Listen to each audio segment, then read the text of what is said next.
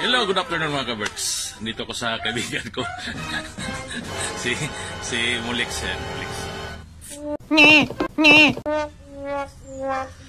Naghanap daw siya ng magbabantay ng baka niya. 40,000 yung monthly. Oh. Magbabantay lang ng baka. 40,000 ang monthly.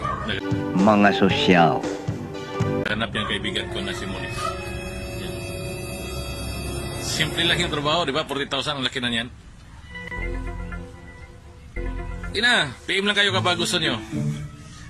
Comment down kung gusto nyo magtrabaho dito sa kanya. Magbabantay ng baka 40,000 a month.